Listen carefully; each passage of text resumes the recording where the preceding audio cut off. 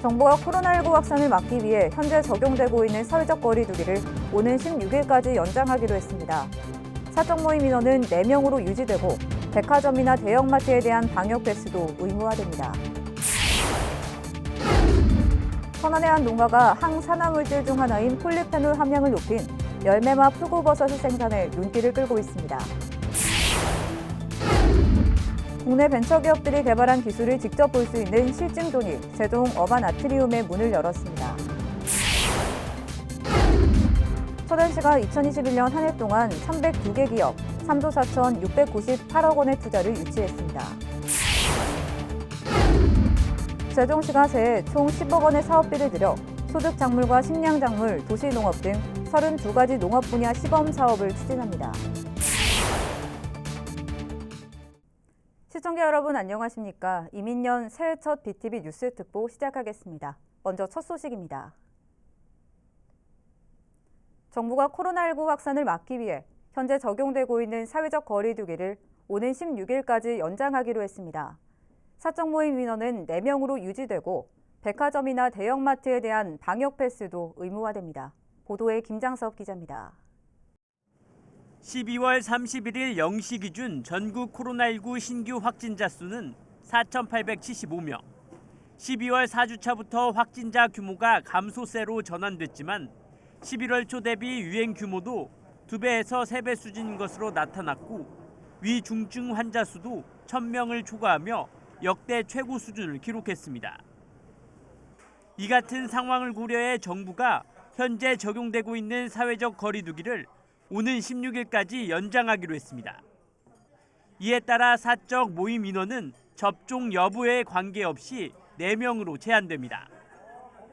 유흥시설과 카페, 목욕탕 등의 다중이용시설 운영시간 제한도 유지됩니다.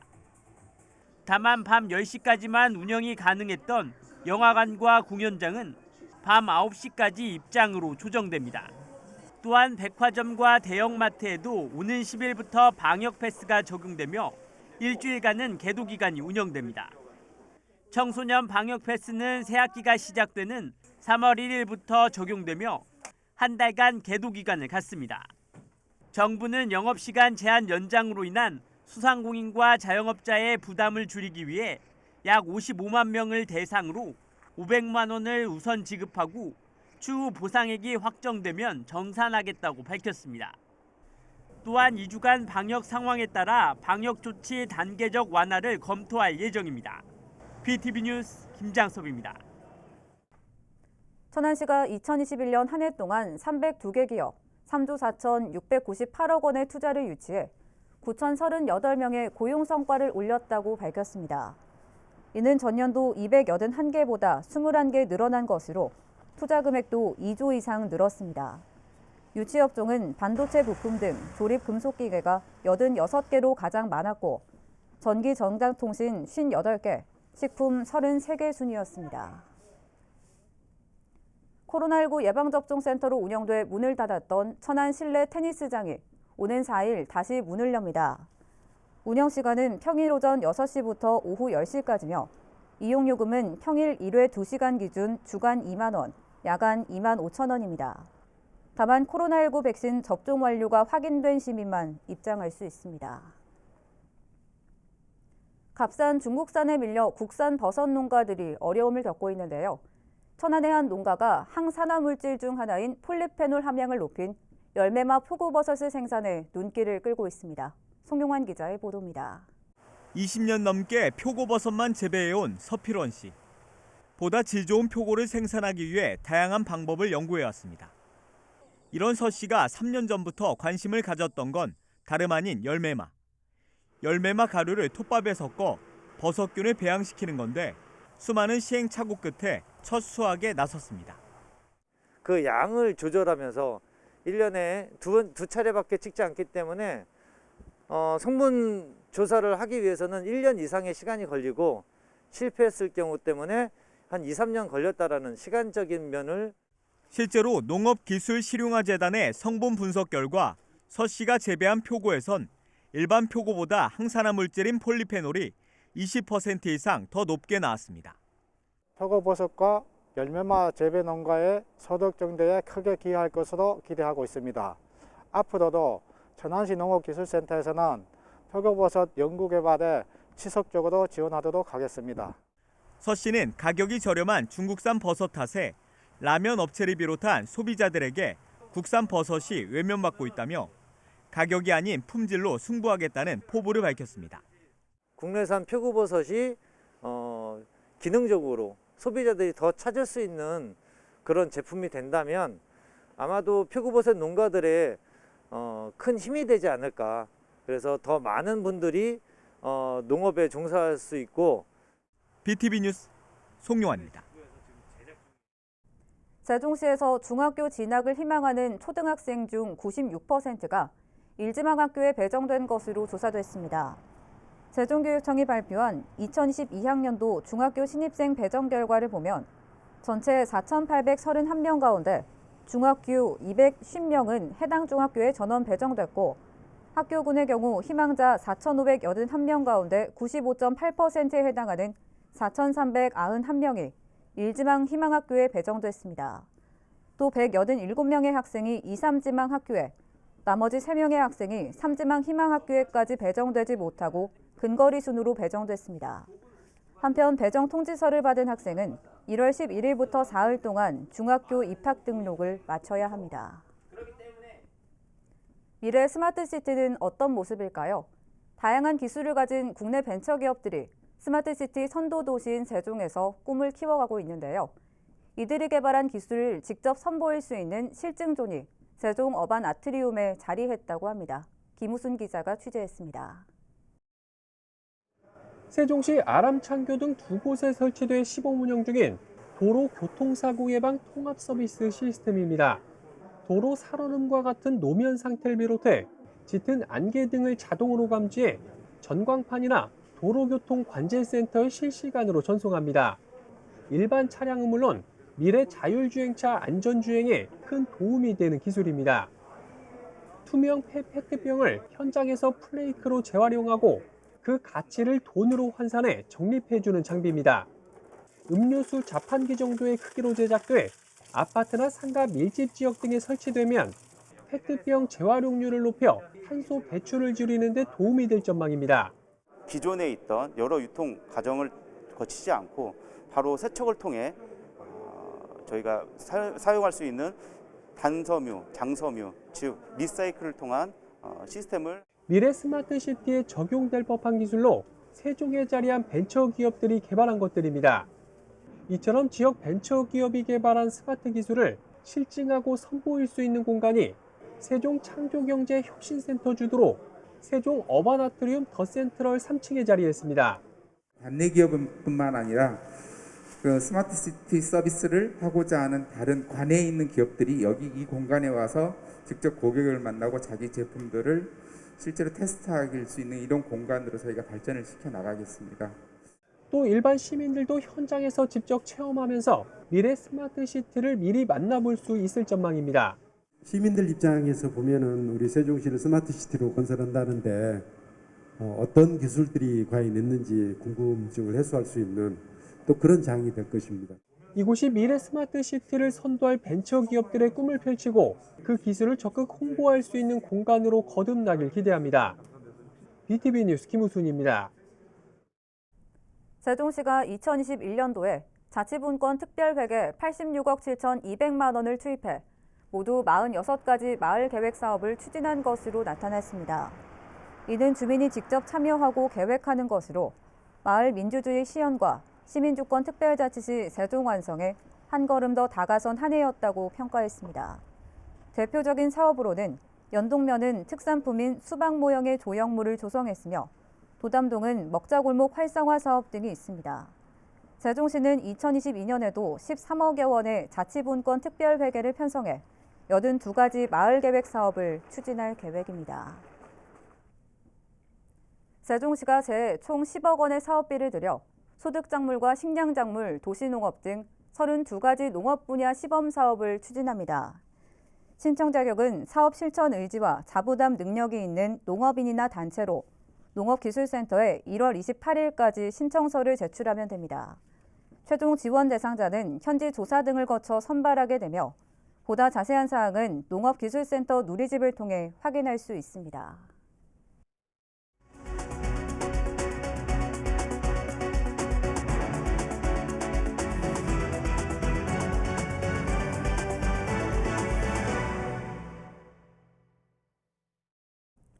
행복도시 중앙녹지공간을 지나는 임시도로 형태 국가지원 지방도 96호선에 대한 존치와 폐쇄를 둘러싼 논의가 본격화되고 있습니다. 행정기관에서 존치 의견이 대두되자 일부 시민단체가 즉각적인 폐쇄를 주장하고 나섰습니다. 김우순 기자입니다. 행복도시 중앙녹지공간과 금강 사이를 관통하는 지방도 96호선 1.6km 구간 일명 뚝방도로입니다. 세종시 출범 전 연기군 당시부터 있던 도로인데 행복도시 기본계획엔 공사 등 재기능을 다하고 나면 폐쇄하는 것으로 되어 있습니다. 하지만 도시가 커짐에 따라 교통량이 늘고 최근에 인근의 국회 세종의사당 설치가 확정되면서 상황이 급변했습니다. 세종시는 사실상 이 도로를 존치해야 한다는 입장입니다. 시 관계자는 지금도 출퇴근 시간대 교통정체가 발생하고 있는데 세종의사당까지 들어서면 인근 도로의 교통량이 폭증하게 돼 없는 도로도 새로 건설해야 할 상황이라며 존치시키는 것이 너무도 당연하다고 밝혔습니다. 이에 대해 일부 시민단체에선 기존 계획대로 철거를 촉구하고 나섰습니다. 장남뜰보전 시민모임은 성명을 내고 세종시를 건설하기 위해 임시로 개설한 96번 도로는 이미 그 용도를 다했다며 곧 개통될 금강 보행교와의 연계성, 그리고 장남뜰과 금강의 생태축 연결을 위해 철거가 마땅하다는 입장을 냈습니다. 보행교를 그렇게 연결을 했으면 보행교가 걷는 다리잖아요. 걷는 다리면 거기에 교통량이 그렇게 쌩쌩 달리는 도로로 연결되면 시민들의 안전을 어떻게 보장하겠다는 건지, 그리고 생태도시로서 세종의 생태 중심축인데 거기가 같이 보존하지 않으면 앞으로 우리 후손들에게 어떤 대가를 치르게 할 것인지 좀 더 멀리 바라봐야 된다는 생각이 듭니다. 이에 따라 행복청은 이 도로의 철거 또는 존치 여부를 두고 고심 중인 것으로 알려졌습니다. 도시교통계획상으론 존치를, 도시기본계획상으론 폐쇄가 맞다는 내부 의견이 엇갈리고 있는 상황. 이런 가운데 국무조정실은 1월과 2월 사이 관계기관 간 대책회의를 열고 이에 대한 의견을 나누기로 했습니다. 여기에서 정리되는 내용은 2022년 중 나올 예정인 행복도시 건설 기본계획 용역안에 담길 예정입니다. BTV 뉴스 김우순입니다. 지혜와 재능이 뛰어나고 보통 사람이 하기 어려운 일을 해내는 사람을 우리는 영웅이라고 부릅니다. 그런데 이런 영웅이 멀리에만 있는 건 아니었습니다. 교통사고 현장에서 의식을 잃은 운전자를 구한 영웅 2명을 송용환 기자가 소개합니다. 지난 15일 오전 직산읍의 한 도로. 주행 중이던 차량이 갑자기 멈춰섭니다. 마트에서 직원으로 일하는 돈영진 씨가 차에서 내려 곧바로 향한 곳은 바로 앞 교통사고 현장. 전봇대를 들이받은 경찰이 발견하자 경강봉으로 교통을 통제하고 신속하게 119에 신고했습니다. 크게 대수롭지 않게 그냥 다가갔는데 이제 사람 있나 해가지고 운전석 쪽을 딱 보니까 운전자분이 이제 그 핸들에 얼굴이 파묻고 이제 그 기절해 계시더라고요.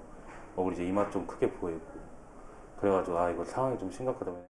같은 시각 현장을 지나가던 덤프 트럭 기사 김상주 씨.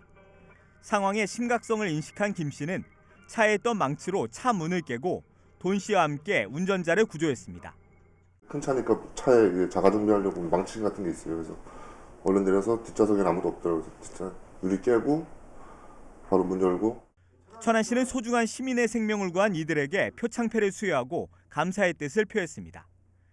지난 11월 70대 노인을 심폐소생술로 살린 마트 직원들에 이어 두 번째입니다. 한편 이들의 선행으로 사고 차량 운전자는 무사히 병원으로 옮겨져 건강을 회복한 것으로 전해졌습니다. 저는 그냥 아무 생각 없이 한 행동인데 이렇게 그래도 사람을 하나 구했다는 게 되게 좀 보람도 있고 다른 사람들한테도 조금 이게 본보기가 돼서 이렇게 다른 사람들도 그냥 지나갈 일을 한 번 더 볼 수 있겠다 그런 생각이 들었습니다. BTV 뉴스 송용환입니다. 그동안 LH에서 운영해온 세종시 이생활권 환승 주차장을 새해부터 세종시설관리공단이 맡게 됩니다. 시설공단은 앞으로 직접 환승 주차장을 운영함에 따라 도심 주차난과 교통정체 해소에 기여하도록 하겠다며 이같이 밝혔습니다. 나성동과 한술동 인근에 위치한 환승 주차장은 주차 대수 540면에 자전거 보관소 267면으로 구성됐으며 이용 시간은 24시간 연중 무휴로 운영됩니다. 아산시가 취약 노동자 권리 보호를 위해서 노동상담소를 연중 운영합니다. 상담소에서는 임금 체불이나 주휴수당, 퇴직금, 실업급여 등 노동과 관련된 상담을 진행하며 아산 시민이면 누구나 신청할 수 있습니다. 상담소는 주말과 공휴일을 제외한 오전 9시부터 오후 6시까지 운영되며 자세한 문의는 아산시 노동상담소로 하면 됩니다. 아산시 영상미디어센터가 2022년 정규강좌 1차 수강생을 모집합니다. 모집 과정은 프리미어 프로를 활용한 편집 기초 심화 교육 과정과 영상교실 등이며 1월부터 3월까지 꿈샘 어린이 청소년 도서관 2층 아산 영상미디어센터에서 교육이 진행됩니다. 신청 기간은 오는 1월 11일까지로 아산 영상미디어센터 누리집을 통해 신청할 수 있습니다. 천안시가 악성 민원인에 대한 대응책으로 휴대용 촬영 장비인 웨어러블 캠을 시범 도입합니다. 웨어러블 캠은 목걸이 형태로 착용해 주변을 촬영할 수 있는 장치로 시는 대면 업무가 잦은 복지정책과와 31개 읍면동에 한 대씩 보급했습니다. 시 관계자는 민원인이 촬영 사실을 인식하게 폭언과 폭행을 방지하고 사고 발생 시 증거 자료로도 활용할 것이라고 말했습니다. 세종시가 청렴도 제고를 위해 본청에 소속돼 있던 청렴 윤리 담당 조직을 감사위원회로 이관하는 조직 개편을 단행합니다. 이번 조직 개편은 국민권익위원회 청렴도 측정 결과에서 최하위인 4등급 평가를 받으면서 단행하게 된 특단의 대책이라고 시는 설명했습니다. 또 조직 이관을 계기로 기존 3명에 불과했던 인력을 5명으로 보강하는 동시에 청렴도 제고의 효율성을 기하기 위한 다양한 정비에 나설 예정이라고 밝혔습니다. 이번 조직 개편은 1월 중 임시회 의결을 거쳐 2월부터 시행됩니다.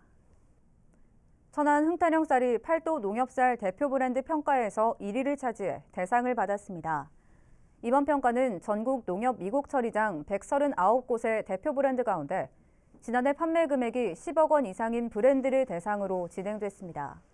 천안시 농협쌀조합 공동사업법인 관계자는 품질 개선을 위한 노력이 결실을 맺었다며 앞으로도 고품질 쌀 공급을 위해 최선을 다하겠다고 말했습니다.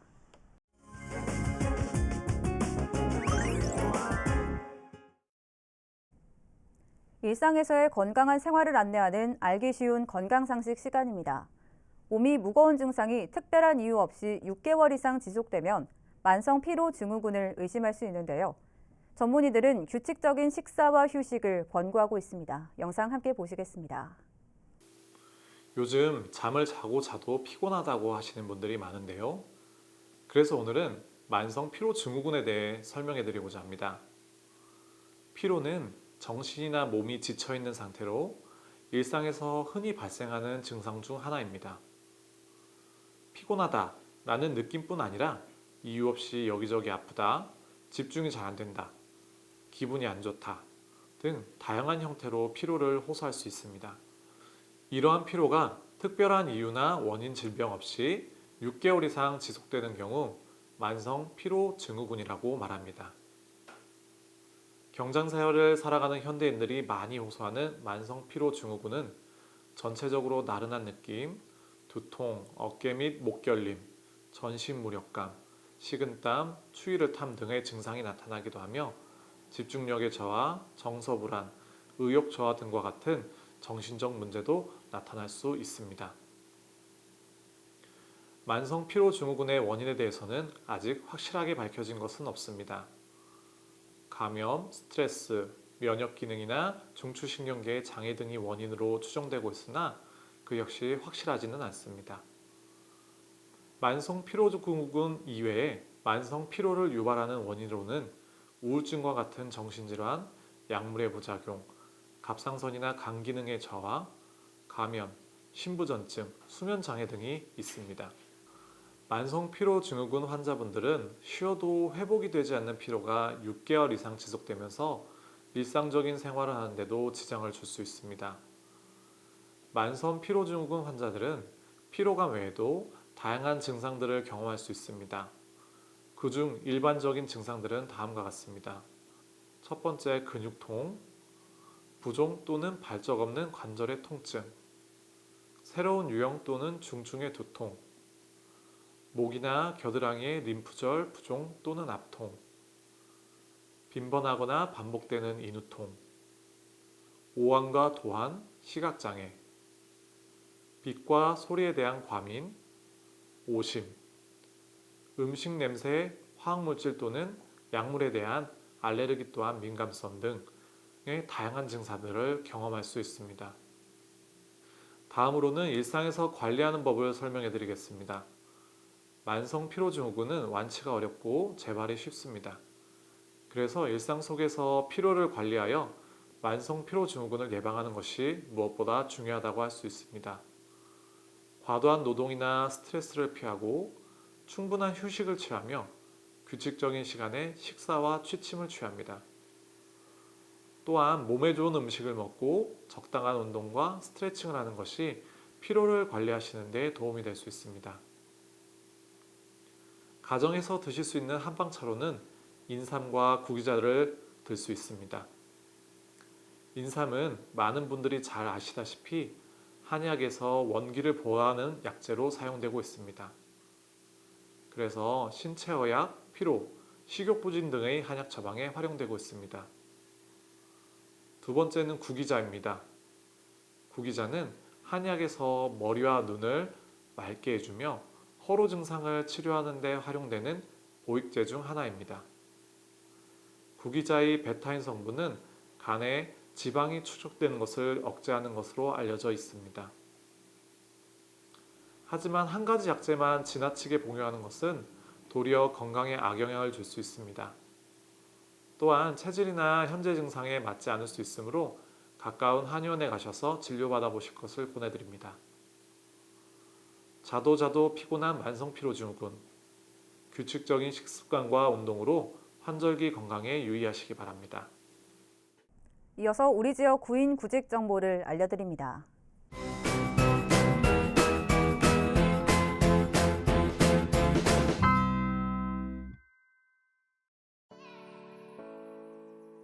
주식회사 LS밸브에서 일반 관리 업무를 담당할 직원 1명을 채용합니다. 직접 방문하거나 팩스로 지원 가능하며 문의사항은 041-565-3988번을 통해 안내받을 수 있습니다.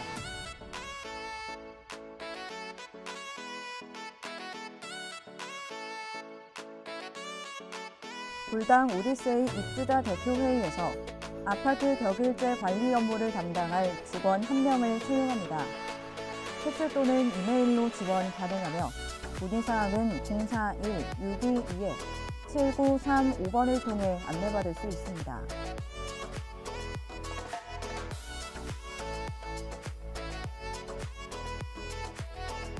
주식회사 파워엔텍에서 수질환경 관리 업무를 담당할 직원 2명을 채용합니다. 팩스 또는 이메일로 지원 가능하며 문의사항은 041-571-2903번을 통해 안내받을 수 있습니다.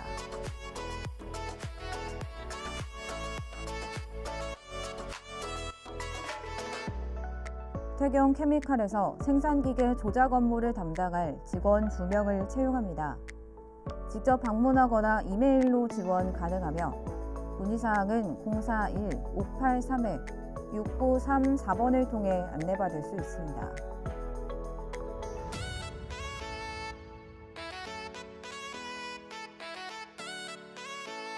로얄맘에서 산모도우미 10명을 채용합니다. 직접 방문하거나 팩스로 지원 가능하며 문의사항은 041-546-3542번을 통해 안내받을 수 있습니다. 이민년 새해에는 지역민 곁으로 한 걸음 더 다가가는 뉴스 전해드리도록 노력하겠습니다. 새해 복 많이 받으시길 바랍니다. 이상으로 BTV 뉴스 특보를 마칩니다. 시청해주신 여러분 고맙습니다.